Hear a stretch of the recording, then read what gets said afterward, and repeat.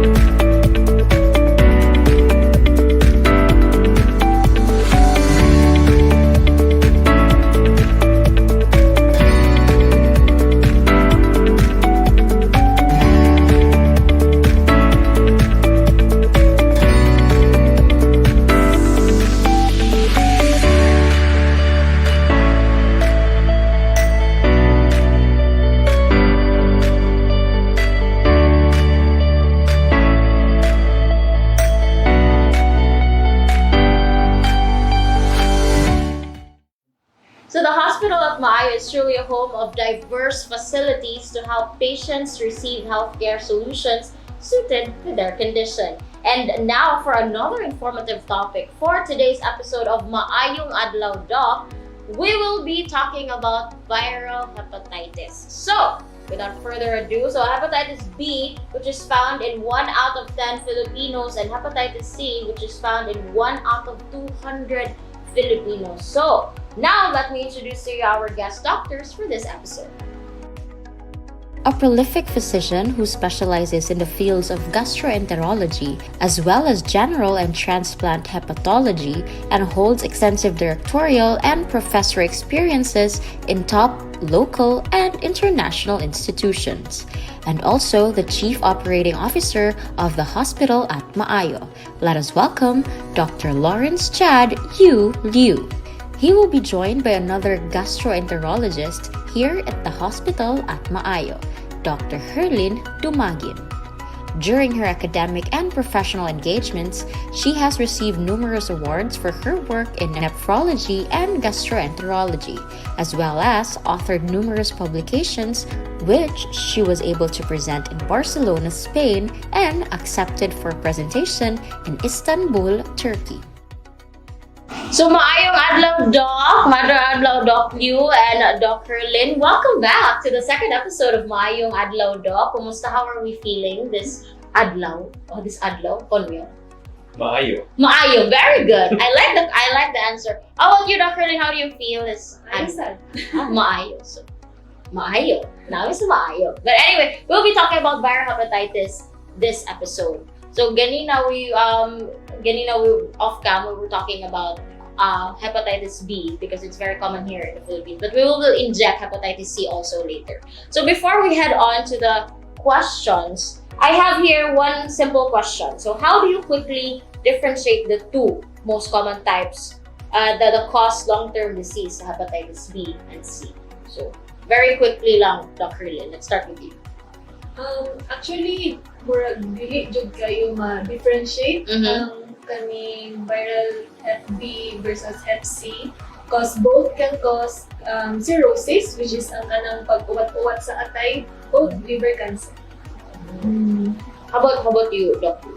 Yeah, hiniato natin may mga major differences. Per karon, we can happily tell all our viewers na even though kaning hepatitis B, hepatitis C is naatay mga excellent medications available sa inyong duha. So, morning maglisod sa aming ingon nga sa diferensya ni hepatitis B Okay. hepatitis C. Ang diferensya lang kung maingon nato sa resulta sa dugo, sa test result, para makaingon taon sa tambal akong gamito. Okay. Kontra sa hepatitis B or kontra sa hepatitis C. There we have it. So it's very clearly wala kayo siya difference. But diha na nato makitaan if we have it checked and we have it, katong tested sa imo. So let's jump on sa atong mga questions this episode because again it is very common here in the Philippines. So quick lang gid kayo dok. Kana mo gud lang tuo na matakdan ka sa imong kinaon or kanang sa ato ang mga street food. Is that can we bust that myth or naadyo na siya possibility na matakdan sa jud ka din sa kaning hepatitis? Actually, daghan man gud klase nga viral hepatitis, no? Isa na ana ang VOC. Ang kaning hepatitis A, oo, kani siya atong makuha sa pagkaon. Okay. So, lahi na siya sa VOC nga lahi ang means of transmission. Lahi ang means of transmission. So there we have it. Kaya mo na ang common notion, di ba doon? If nakimada. Yeah, kaya sumagi ka na siya ka ng ang virus sa hepatitis A na sa pagkaon, nasa tubig. So sa una, mailhan na mo ini pag rainy season, kaya magbaha.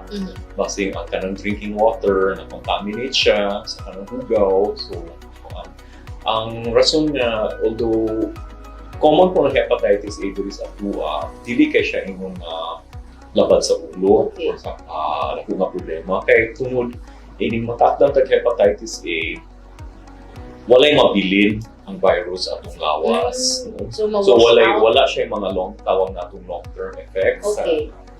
Gawat sa kaning hepatitis B ug hepatitis C is na 1% nga tao nga mabilin sa lawas mo ni Dr. Herlin nga kanang or makuwat sa atay ng cirrhosis or tumor or cancer sa liver. So na atong mas peligro kay makapamugo sa kinabuhi. So now we jump sa atong questions about hepatitis B and later we will inject a few about hepatitis C also. So kanino, how can we prevent kaning viral hepatitis? So in terms of kaning ato ang duha man gud ang common nga transmission diri sa Philippines is kanang gikan sa mama to anak, no? So ang mama nga na Hepa B magbuntis sa isa ka bata. So ang bata na jud nay puluhan nga takdak po siya Hepa B. So, ang isa anak nga, ang prevention is of course, magpakonsulta sa isa ka doktor, no? Para if pwede baka matambalan, matagaag, tambal sa virus na dili kayo padaghanon para less ang transmission dito sa bata. And of course, bakuna sa Hepa B, inigawa sa bata. Dayon, ang uban po nga transmission na pwede tang makakuha sa hepatitis B is through sexual contact. No, sexual contact, IV drug use, or any blood or mucosal na transmission. So, di kaya na nato ang ngayon na. Kung Yeah. kung ang isa ka tao, kabauta nga na Hepa B, medyo risko nga matakdan niya ang Other person. through inanak Na mga transmission. means, no? So, lahi na siya sa Hepa A na sa pagkaon Yeah. or sa tubig. Unknowingly makakuha ka sa. But this one. So isa yung mga side of how can you prevent kini na viral hepatitis? Yeah, so one yun ni Dr. Leon, kanang kadaghan na gipasa gikan sinahan nga mitras buntis siya, pasa sa iyang baby na pasasunod sa tiyan. So kaning ang gibuhat sa mga doktor ga panganak, mga tawag na to obstetrician, is screening sila sa prenatal. Pero dili pa mo na siya tanan nga mubuhat ana. So sa akong viewers, kung namoy ilangan nga kinsay buntis kina or kinsabay buntis akong viewers, is maniguro yun mo na magpa-check mo sa kuyog sa inyong prenatal na naay magpa-screening sa hepatitis B. Kay kung kintay na ka, matambalan na to o maundangan na to ang pagpasa sa baby. Kaya naman ay buhaton sa mga igawa sa baby na ay hatag ng special injection para mapaundan na to siya. Ang usapon, ang kanang ni Dr. Lin nga bahin sexual contact Ning lisod usually kanang sayo na mo i-explicar sa pasyente, pero gusto i-explicar silang partner. Kana, let's say, manguyab mo, sa imong pick-up line nga naka-epa, na lisod. Tinuod. Siyempre ka na, Or practical lang ito. Pwede ba yun? Yeah, Mga pero medical conditions. kung madawat sa katong partner, Tinuod. kana, soon-to-be partner. So nangita may mga pamaagi kana unsa na atong buhaton ana. So that's why kung naay usa ka pasyente nga hepatitis B mo sa among office ana is mahimo ra siya murag family decision kay imbestigahan nimo ang pasyente, partner, or more than one partner o kung naay mga anak i-check para maundang na dili na ni mapasa sa lain tao. There. Now, this one, Doc, is we talked about the on-shop and prevent. Now, unsa ni pagkabaw, who is at risk of contracting the viral illness? Aside sa katong baby na dala sa tummy, Actually, most of the time, no, murag incidental nila magbawaan na naa sila Hep B. So, kasagara ana is kana nitong mga pagtrabaho, usually gina-appeal mo gud na nila no ang Hep B. So, diha na dayon matrace nga ay Na ako sila. mama murag na nag-yellow to siya before siya namatay ana. So, uy akong uncle murag cancer to siya sa atay. Diha na dayon matrace. No, so siguro sa kana nga case nga na-transmit siya from mama to anak, ang atuagan yung mabuhat is to early nga treatment siguro dapat treat or monitoring sa patient for risk nga ma-progress into cancer or cirrhosis. Pero kaning isa ka mode of transmission nga mga risky behaviors no like kanang lahi-lahi og mga sexual contact na ay hepatitis to no so siguro aware sila sa other means of transmission sa hepatitis. there. How about you, Doc?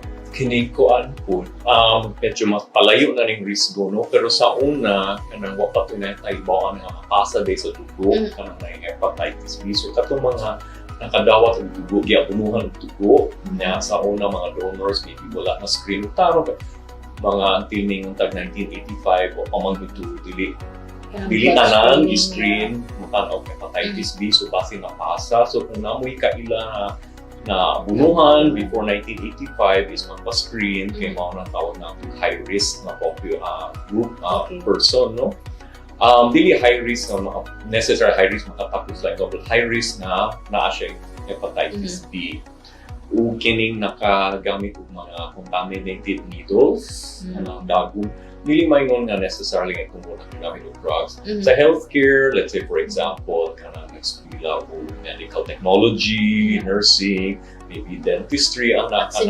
accidentally natuslukan og dagong nga nagamit ang gikan sa laing tao those are what you would also screen kay base mas naas like higher chance nga base na expose sila sa hepatitis B. Higher ilang risk. Ang problema lang sa hepatitis B is sa sinundanan hilom kaya na siya.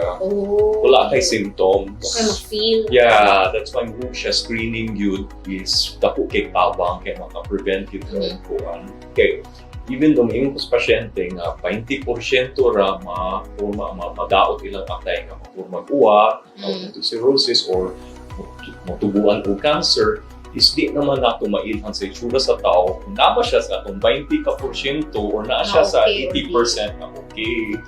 So better na lang i-screen tanan kay better na lang na false alarm kaysa wala sa pan. Super alarming na niya siya. But can you a question lang, how the other episode we were talking about unsa sila ka young dapat magpa-screen for kani when can a person na magpa-screen for kani na viral illness? When can you say Wait, diba? Ako mo daw liver specialist. Yes, go.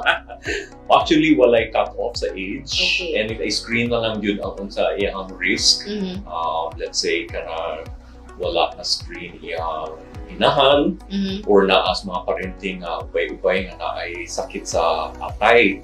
Even though dili nga yung mahibaw na to hepatitis B, kuha na siya, alarm na pa-check lang kay nas kaliwat na yung mga sakit atay. At least mahibawan kung unsa siyang klase kung naaba ni sa kaliwat o timingan lang na nagkasakit sila sa atay. Okay. So, Doc, what should individuals do if they get viral hepatitis?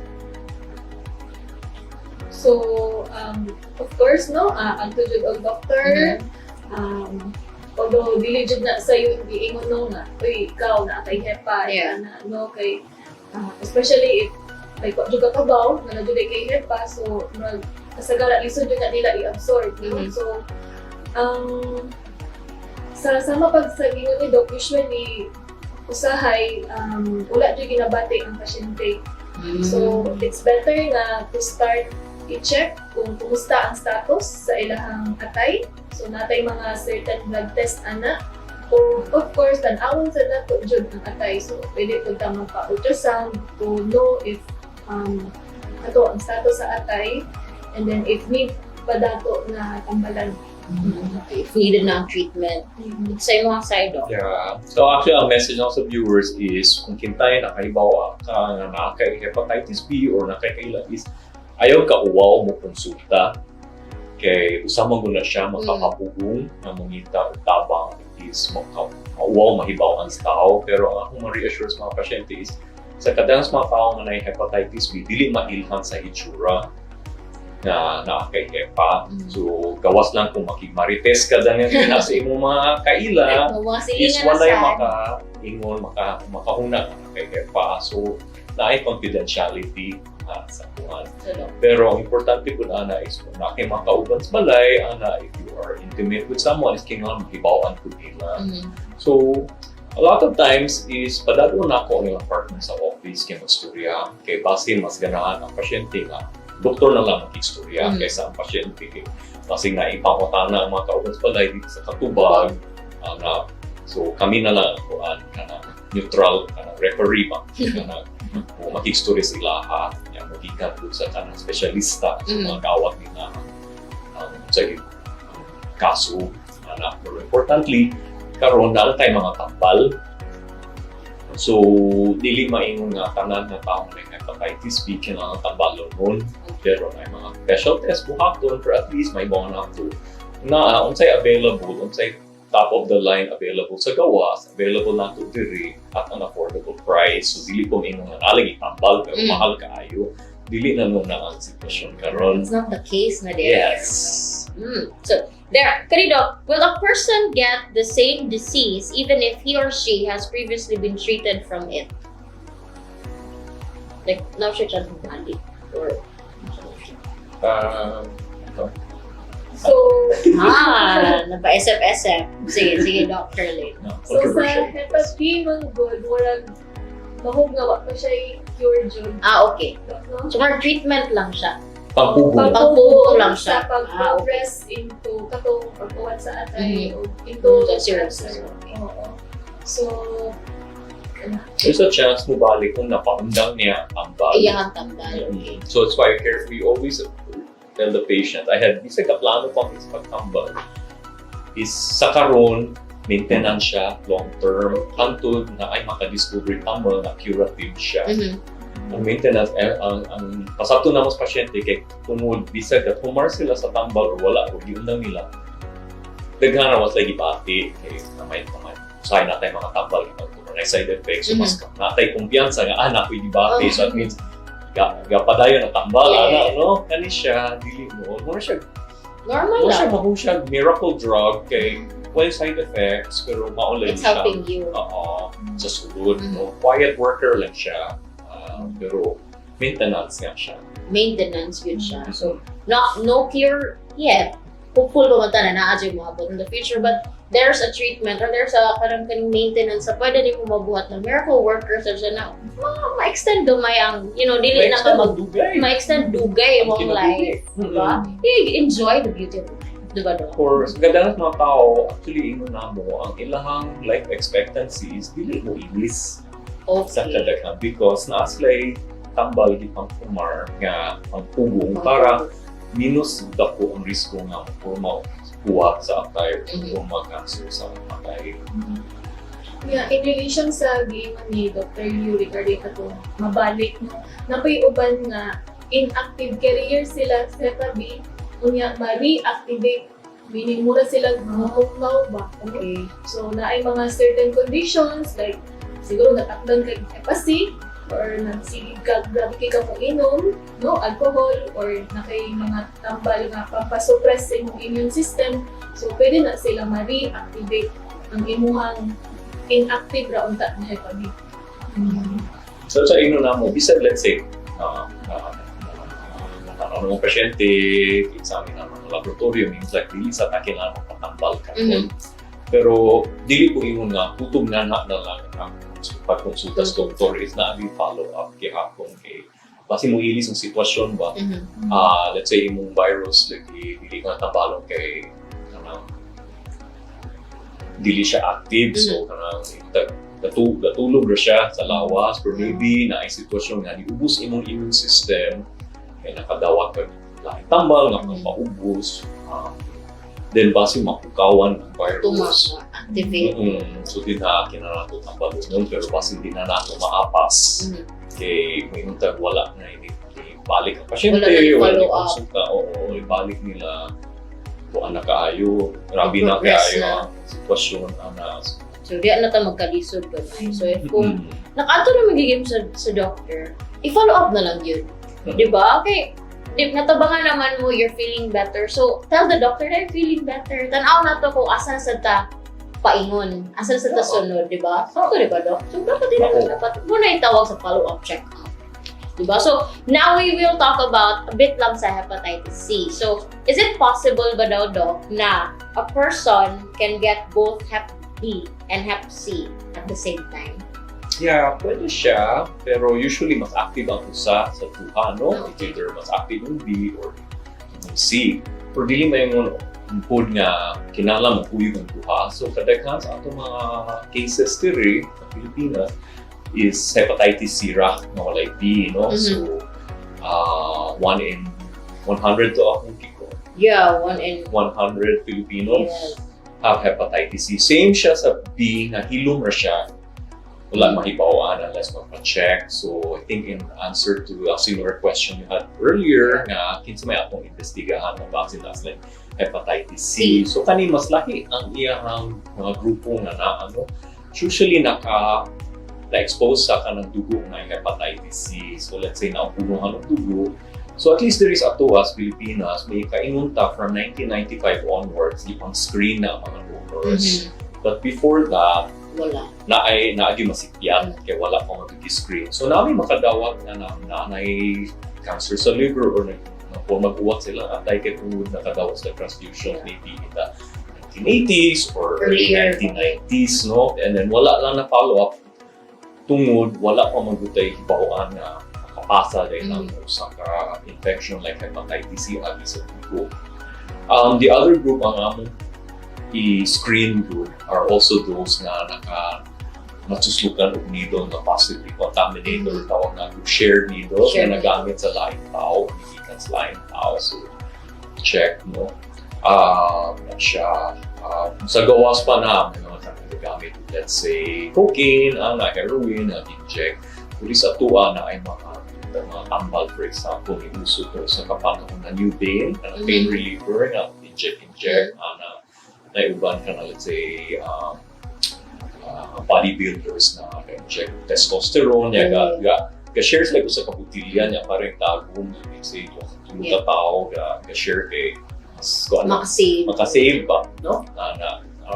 Unknowingly maybe napasa na one in other countries na tungod sa pagbakuna kuwangan sila dagom sa bakuna na nag-share na this is not with the COVID vaccine, but before previous mga into 1980s 1990s siya. So mga na-screen, so wala po siya age sa screening. Kung yung tag like hepatitis B na si buntis ang inahan, the chance of passing it is much lower. Kung yung tag sa hepatitis B, ang chances mapasa can be as high as 80%. Mapasa baby sa sulod niyan. Kung sa hepatitis C, mga 1% ra siya. Okay. Gamay kaayo. Gamay ra gid ang chances. So we don't also usually screen a partner na kay Yeah. Ang beauty lang sa hepatitis C is nanay mga bagong tambal na we can say curative. Curative siya. So we would ask na amoy hepatitis C or yung screen is konsulta ka sa mga specialista, pareha na mo, mga tawag na to gastro na doktor, o mga specialista sa liver para ma-screen and at least malikayan na to. And then ma-treat na gyud ayon siya. Ma-treat. How about this one, Doc? Before we end this episode, our second episode, I have this question here. Can you give, or not really a question, but a reminder? Or do you have reminders for our viewers about this viral hepatitis? How can they, manage it? What's the first step para ma-manage nila and ma-treat na nila? But although we were talking about it earlier, but let's give them a little refresher sa mga reminders when it comes to the viral hepatitis. Okay, so for viral hepatitis, especially for B and C, I think you should know your risk, no? So be curious about your health, be curious about your mga medical conditions, yung family history, and then of course for those individuals with high risky behaviors, no? You are a candidate, or don't be ayaw gyapon mo ikaw nga mo konsulta sa doktor if feeling ninyo na adjud may risk of contacting hepatitis B or C. About you? Yeah, okay, kuan kanang naatay mga pamaagi, dili na siya ingon mo ito sa una nga wala tayo mabuhat. Daghan tayo mabuhat. Bisag ningon tag na kay hepatitis B or hepatitis C, daghan pa tayo mabuhat para makapatas-on nato inyong kinabuhi. So there we have it. Thank you so much to our doctors for this episode of Maayong Adlaw, Doc. Doc, na-enjoy na ba mo sa inyong mga na-share na mo this episode? Because ako na-enjoy na sa Judgulog. And I was thinking, manggod, na this is very close to home. Okay, na ako yung mga parente na Hep A, naka-Hep A, naka-Hep B. But this is more refresher sa nisa ako. Excited. I hope sa ato mga viewers po na they're also thinking na murag unabi ako'y kaila na ingon ato. So now I think na sila na-learn na to, no, from our discussion this morning. And thank you so much to our doctors with us here this episode. So now that we have discussed Hep B, Hep C, gamay gid gani na Hep A ganina, I hope you guys have a thing or two na ma-share or ma-learn. And if you have some more comments or siguro mga questions, you can put them down below and we'll try and see if we can give you the answers fresh from our doctors na namo din karon. So, from the promise of Maayo, which in Cebuano means be well, discover a new healthcare experience in Cebu at the hospital at Maayo. I am your host, I'm La Chica of City and Digital, and this has been the second episode of Maayong Adlaw, Doc. Thank you again so much, everyone, for joining us this episode. So, to know more about the hospital at Maayo, head over to their Facebook page at the Hospital at Maayo or their website at www.thehospitalatmaayo.com or call these numbers below. And we'll see you guys again next time.